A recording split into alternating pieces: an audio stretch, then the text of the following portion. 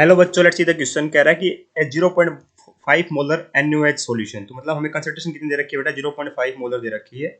Offer resistance of 31.6 ओम। तो resistance कितना दे रखा है बेटा, 31.6 ओम दे रखा है।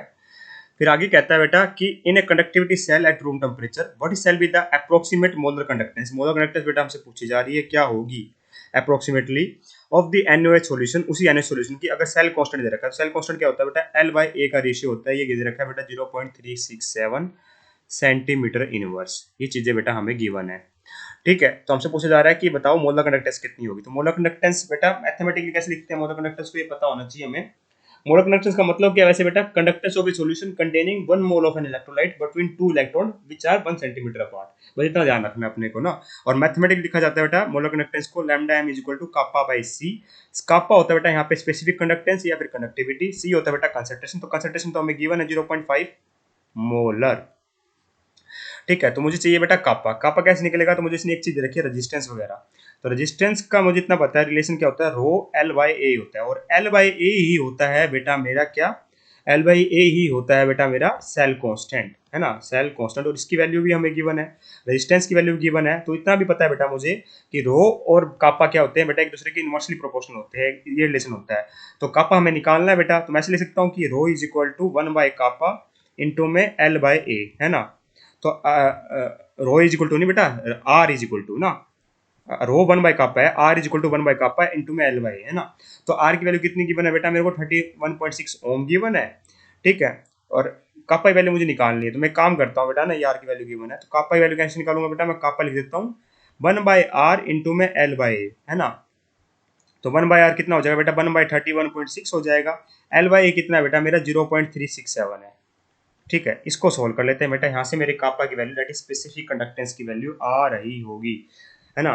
तो ये हो जाएगा 0.367 डिवाइड बाय 31.6 दैट इज 0.011 0.0116। ये क्या आ रहा है बेटा मेरा कापा आ रहा है। कापा यूनिट बताओ क्या आएगी बेटा, रेजिस्टेंस की यूनिट होती है बेटा मेरी ओम, ठीक है। L/A यूनिट बेटा सेंटीमीटर इनवर्स है, तो ये हो जाएगी ohm inverse centimetre inverse, ohm inverse centimetre inverse. और ओम इनवर्स को बेटा हम साइमन भी लिखते हैं, ओम इनवर्स को क्या लिखते हैं बेटा, साइमन भी लिख सकते हैं। तो मैं लिख देता हूँ इसको, कापा वैल्यू आई है 0.0116 साइमन सेंटीमीटर इनवर्स। ये किसकी वैल्यू आई है बेटा, मेरी कापा की वैल्यू आ चुकी है। अब सारा खेल खत्म हो गया बेटा, क्योंकि मेरे को लैम्डा m निकालना था बेटा।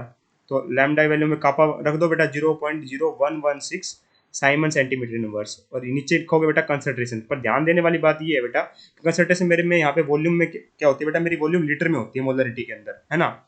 ये 0.5 मोल दे रखे है ना, 0.5 मोलर दे रखा है ना बेटा कंसंट्रेशन। इसमें वॉल्यूम क्या होती है बेटा, मेरी लीटर में होती है। और मुझे बेटा यहाँ पे सारी चीज वैल्यू बता है, किस में दे रखी है, लीटर सेंटीमीटर इनवर्स लिख रखा है। क्या लिख रखा है बेटा, सेंटीमीटर इनवर्स यहाँ पर लिखा हुआ है। तो मैं क्या करने जा रहा हूँ बेटा, यहाँ पर इसको मैं जो वॉल्यूम है बेटा उसको सेंटीमीटर क्यूब में कन्वर्ट करूंगा। कैसे कन्वर्ट करूंगा, देखिए रिलेशन पता होना चाहिए। तो कैसे कन्वर्ट कर रहा हूँ मुझे एक पता है कि 1 लीटर पता है मेरा 1000 सेंटीमीटर क्यूब होता है बेटा। क्या होता है, 1000 सेंटीमीटर क्यूब। तो मैं क्या करूंगा बेटा, जहाँ वॉल्यूम आता है बेटा वहां 1000 से मल्टीप्लाई कर दूंगा। तो मैं कैसे लिखूंगा, कंसंट्रेशन को मोलरिटी के फॉर्म में लिखूंगा। ये होता क्या होता है बेटा, मेरे मोल्स या वॉल्यूम, तो नीचे क्या आ जाएगी बेटा 0.5 मोलरिटी आ जाएगी, दैट इज 0.5 मोल पर लीटर।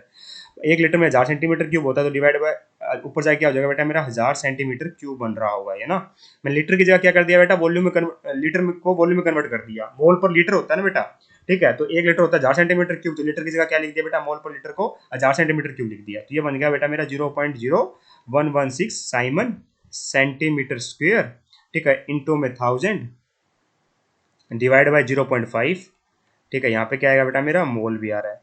तो यूनिट तो पता चल गई बेटा, मोल इनवर्स सेंटीमीटर स्क्वायर हो जाएगी, कोई दिक्कत नहीं। Simon centimetre square mole inverse, है ना।